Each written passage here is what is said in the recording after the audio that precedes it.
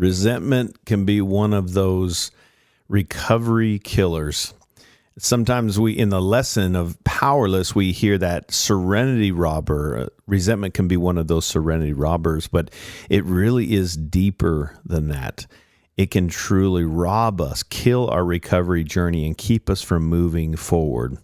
And it's really a hard thing because anger is one of those God-given emotions, but when we don't deal with it, it can keep us stuck. And today we're going to talk about that. Today we're talking about resentment.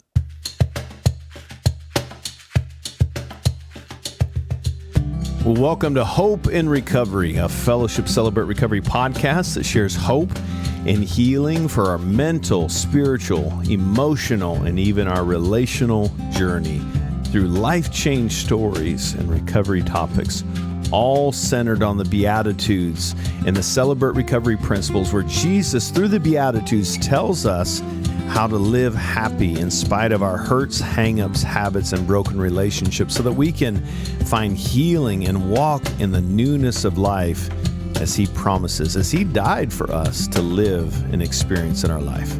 I'm a grateful believer in Jesus Christ. I struggle with drugs and alcohol and perfectionism. My name is Rodney. I'm the ministry leader of Fellowship Rogers Celebrate Recovery, and so good to be here with you today. Hey, as always, thanks for sharing this podcast and giving us high rating. It helps us to reach more people. We're kind of blown away at the number of you the number of plays we're getting on this and the exposure even to other states and countries for that matter. And so thanks for helping us with that. But hey, I've got a great and hard topic. This topic of resentment can be a little bit confusing because it is a God-given emotion.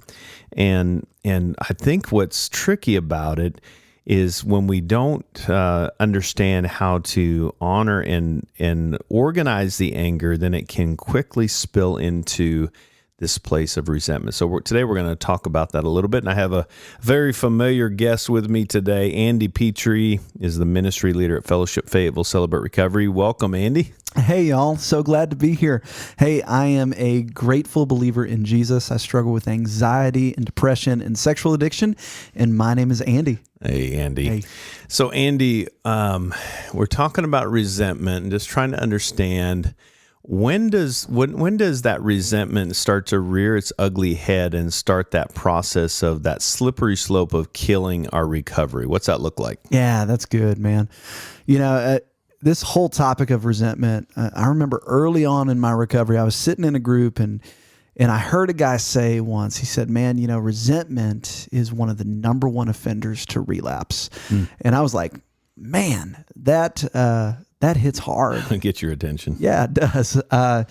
And so like resentment, it's such a tricky thing. And I think for me, even in my journey recently, realizing that I've been dealing with a lot of resentment over the past couple of years. I didn't realize how much stepping out of this COVID season really damaged some of my relationships and some of the wounds that I picked up. And, you know, anger is one of those God-given emotions that we have. Yeah. But for me, as I endured pain, as I endured wounds from other people that I was close with, I didn't address those wounds properly.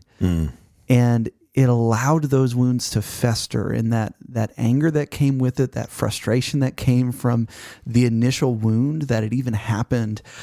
When I don't deal with that, it builds up, and I can carry that wound and end up kind of re-prosecuting that situation and that person again and again and again. And man, that takes me to a dark place. Yeah. Well, yeah, it takes us to the inability to act responsibly, right? And so we begin to use it as a weapon, right? And James 1:19-20 reminds us that we can't accomplish righteousness through anger. Yeah. And so using it as a weapon, it's knowing it's a God-given emotion. And when we have been offended against, that there is a natural response of pain and fear.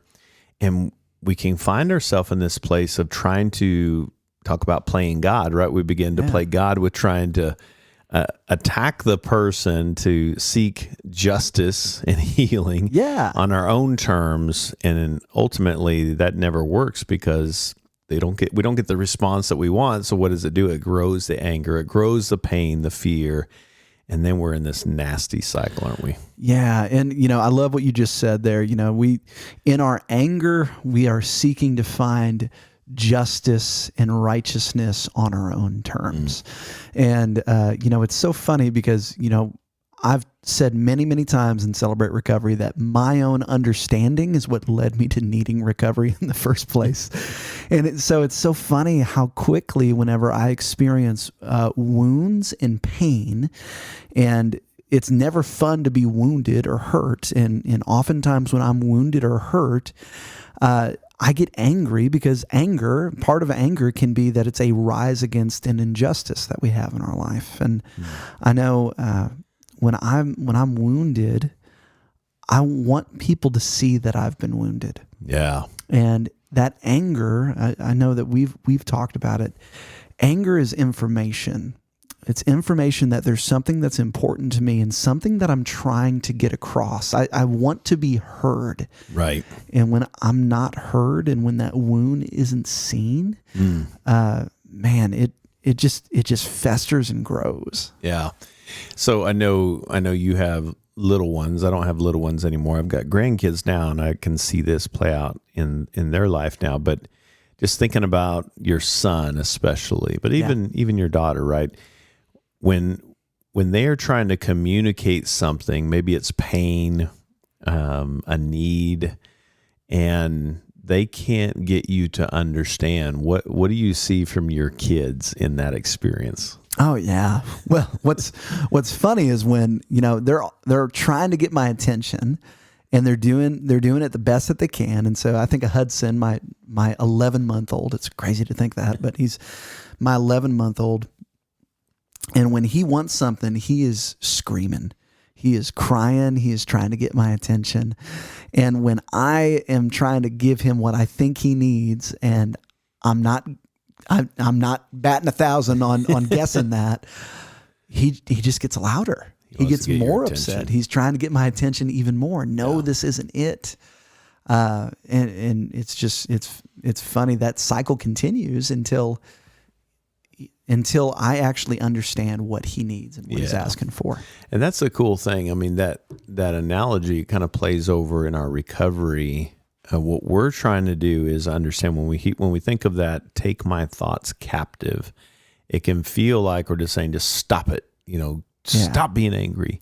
But actually, it's a little bit more loving than that. It's saying, hey, what are you feeling? And how's that connected to what you're thinking? Yeah. Right. And is that right? And let's pay attention to that. The signal on the dashboard is trying to get my attention right now, and trying to organize that and say, what just happened? And I have pain and fear going on, and anger's trying to tell me that there's something underneath the surface that needs to be addressed. Yeah. Pop the hood, check the oil, what's going on? Because if I don't, I'm going to run the engine. It's going to lock up eventually because it's not getting what it needs in that moment. Absolutely. Yeah. It's so important to listen to the signals that our body is giving us, that our body, that our heart, that our mind is giving us. And, one of the reasons why I ended up in recovery and I ran to so many different things is because I ignored the signals that my body was giving me. I had no idea how to deal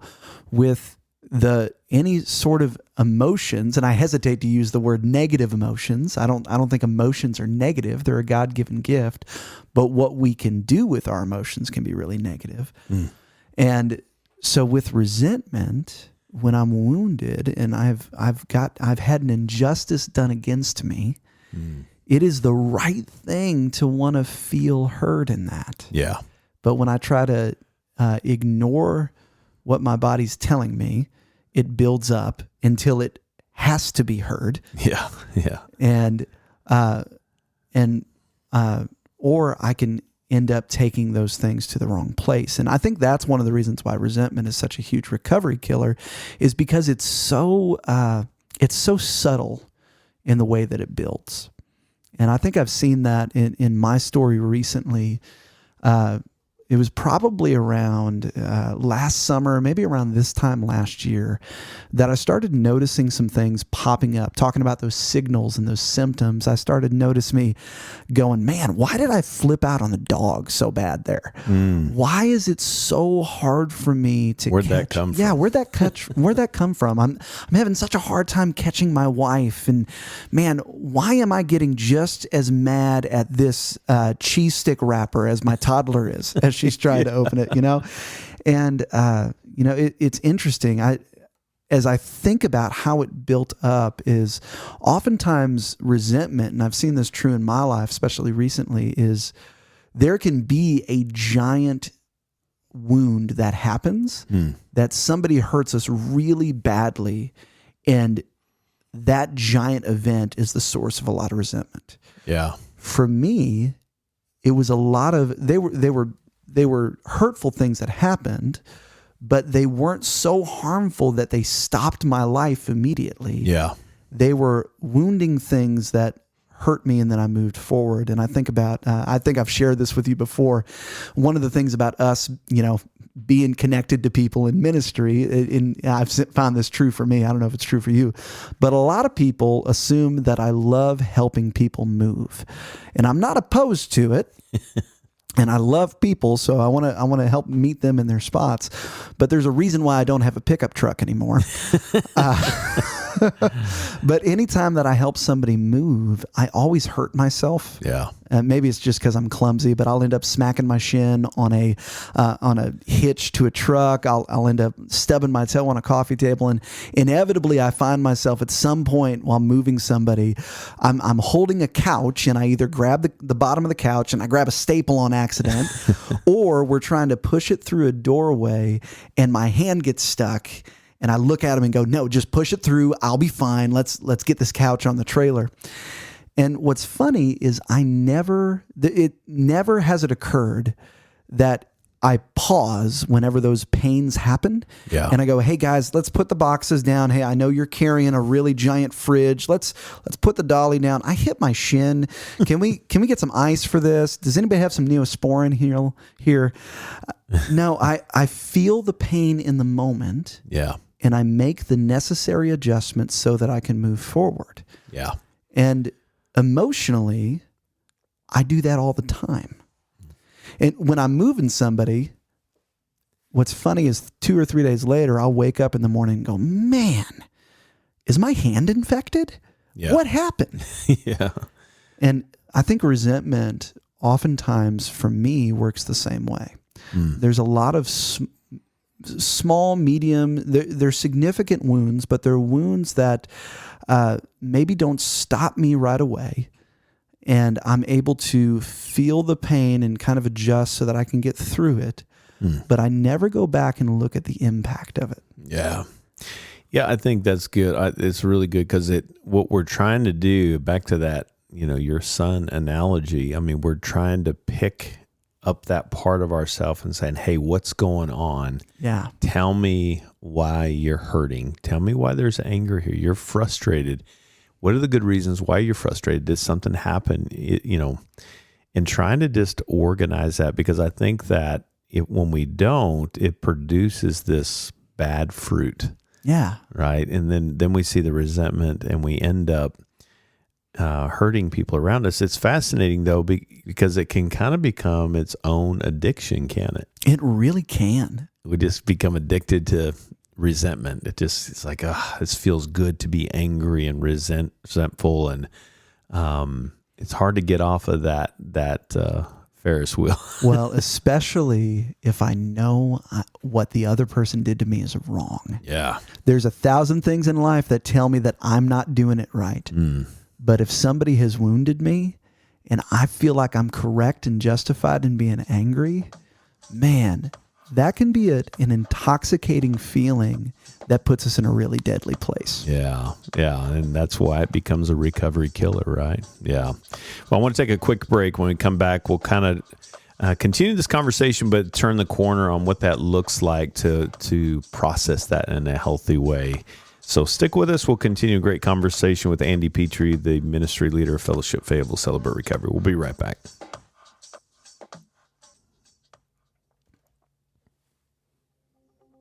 Hey, are you looking for a safe place where you can process through what's going on in your life with a group of people who understand and are willing to walk with you in it?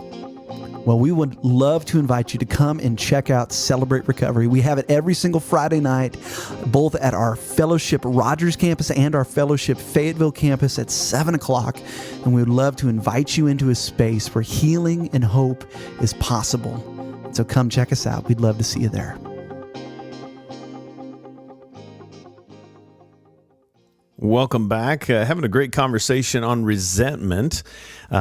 Just trying to unpack what it looks like to keep that resentment from owning us and really losing the ability to respond healthy and be responsible in facing that pain. So right before we were going to the break, Andy, we were talking about just how that can become addictive, and just like any addiction, and it's a different kind of addiction, but at the root of it, it's kind of acknowledging what's going on. Where are you? Where's your heart? And why are we seeing what we're seeing out of you as a way to escape or find protection, defense, whatever?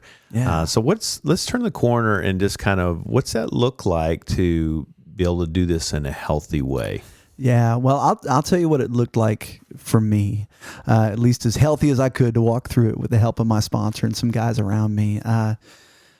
Talking about how resentment can be so driven by anger in a lot of ways. And there's good reasons why the resentment is there. But that anger comes up as a protection for me. It's that rise against injustice. And oftentimes that is a secondary emotion for me. I think about a wounded animal. If I saw I go backpacking a lot. If I saw a mountain lion that had its foot caught in a trap, I'm not going anywhere near it because it's going to rip my face off. Dangerous. It's dangerous. Yeah. And that's oftentimes how my anger presents. It's me trying to protect myself because I'm in a wounded state. And I want to honor the anger. Yeah. And so that was the first thing I needed to do, was realize that the wounds that I was carrying, I was angry about that, and that it made sense, that it wasn't an irrational thing. But once I was able to kind of look under that layer of it, I had to allow myself to see the wound, but most importantly, to feel it. Yeah. And the thing that really kind of broke that open for me was really thinking through the beatitude for principle 2. Happy are those who mourn, for they shall be comforted. Yeah. See, the pathway to God's comfort and healing oftentimes is through us allowing ourselves to feel what we need to feel. Yeah. Mourn it. Yeah. Yeah. It's to mourn is to acknowledge that there is something, there's a loss. There is hopelessness there. I need to acknowledge that. And so when I can acknowledge that, admit that, then the healing process begins, right? Yeah. And I like how you said to grieve a loss there. And I think that was one of the things for me, is like, some of the resentment that I had were relationships that felt like they were broken or maybe damaged beyond what I felt like I could repair. And so there was a loss of intimacy there. And I hated that. Yeah. And so grieving not only the wound and the hurt I was carrying and what happened, but also grieving the good things that probably weren't going to happen. Yeah. Yeah. And so it reminds me, we had a dog that got out of our backyard and got hit. And the sweetest dog, but one of her legs was pretty badly hurt. And when we approached her, when we found her, this sweet little innocent dog that had never snapped or even barked at us, when we went close to her, when you were talking about the tiger in the trap kind of thing, she snapped at us. And what was understandable was there was pain that was leading to the anger. Yeah. Right. And that was the only way that she knew how to communicate that. So sometimes we have to just acknowledge that anger may have been your tool to just be heard. Yeah. And so now you're it's a way to keep you alive.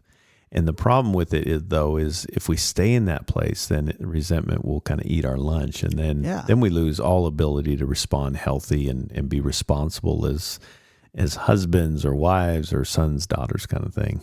Yeah. I think one of the things that I realized is that if I saw resentment present in my life, it's because there was something unhealed. And in my resentment, all I was doing was protecting a wound, not letting the healer see my wound.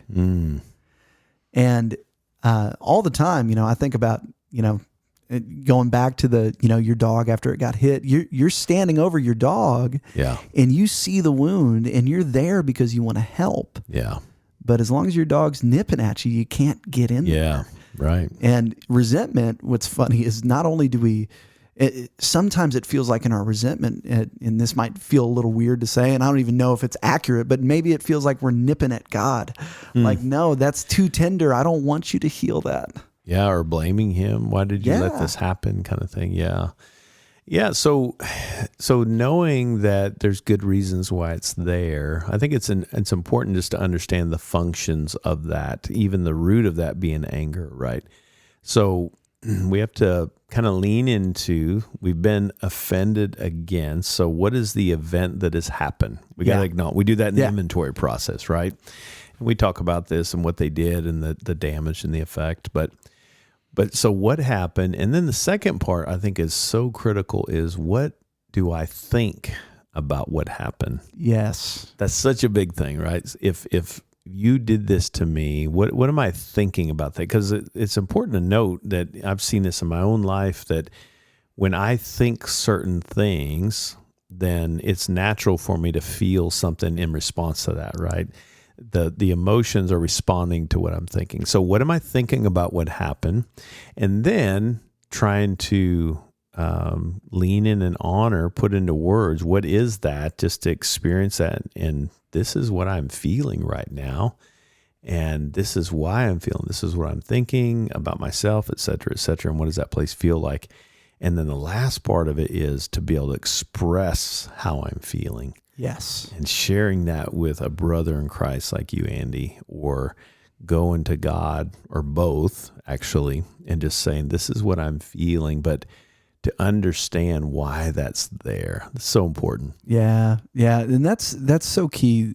And that's why we need to honor the anger and get under it. Because when I'm hurting, when I've got a wound, that, like, what I need is, I want to be heard. I want connection in that. Yeah. And in order to truly be heard, I need to know what is actually being said. And so because that happened, what does that mean to me? Yeah. What do I feel like that event said about me? What do I feel like what at my core am I feeling? Yeah. And being able to finally say, God, this is what's happening. And then to bring another person in that with me, it's amazing how much, when I know somebody else is with me, when I feel heard, how much that allows me to kind of drop my guard. Yeah.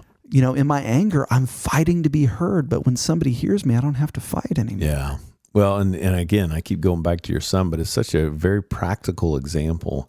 When your son is screaming and he's angry because he's hungry and you're not giving him what he needs, you think, well, you need your pants changed. Yeah.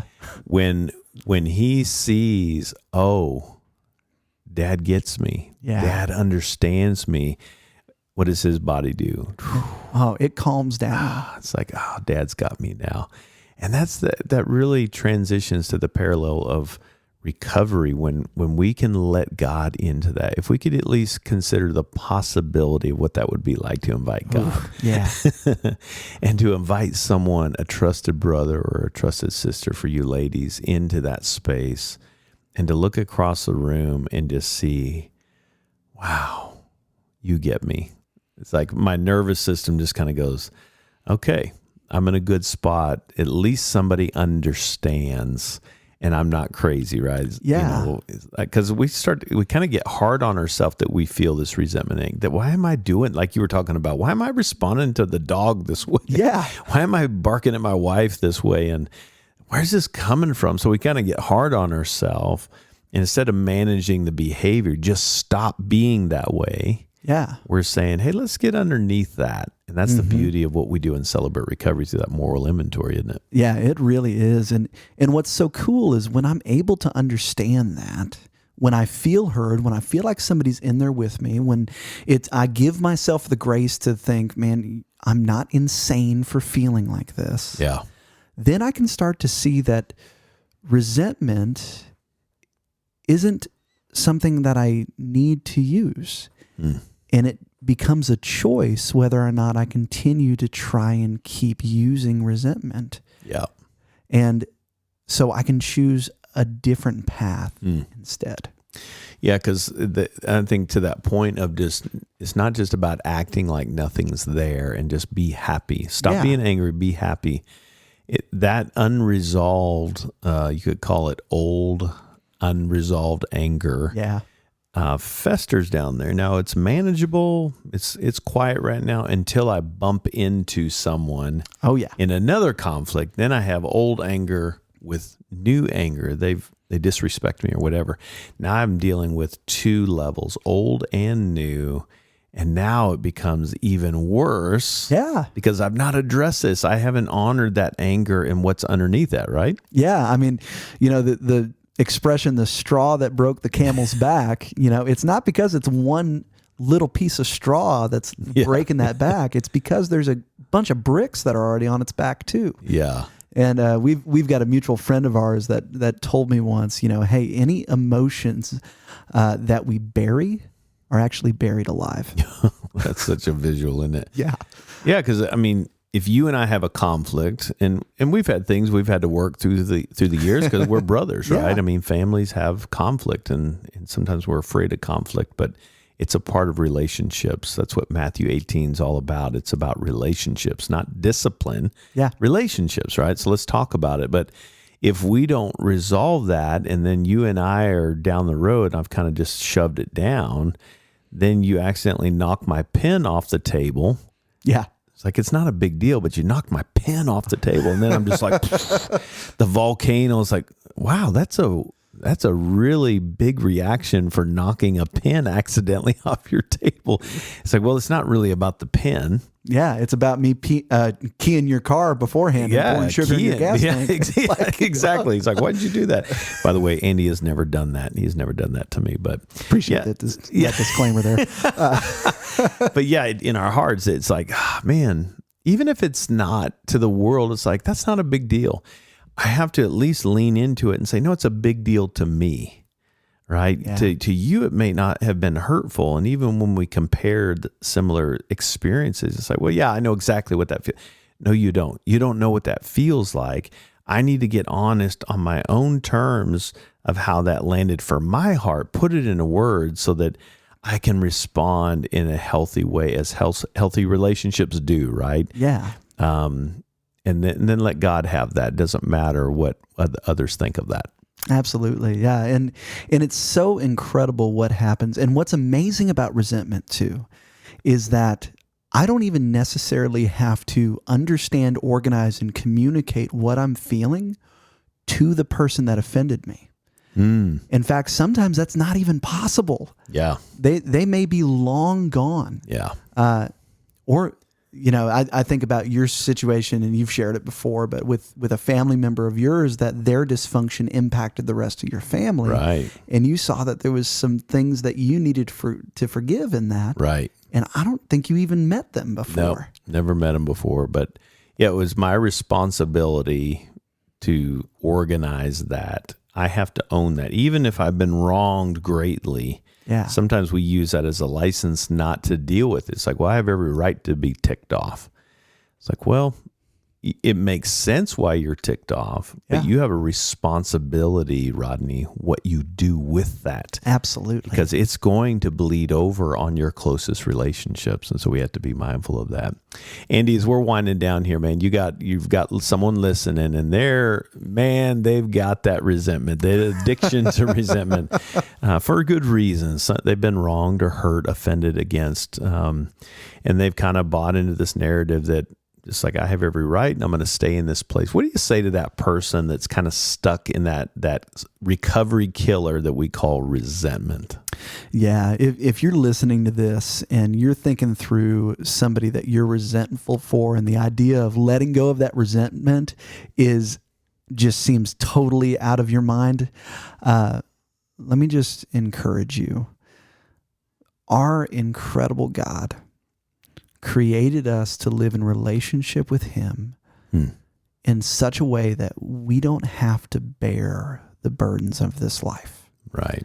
And resentment is a huge burden. It weighs us down. It's on our mind every waking moment.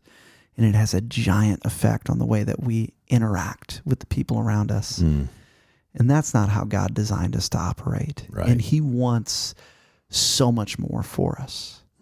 It makes sense that you've been wounded. It makes sense that you're hurt.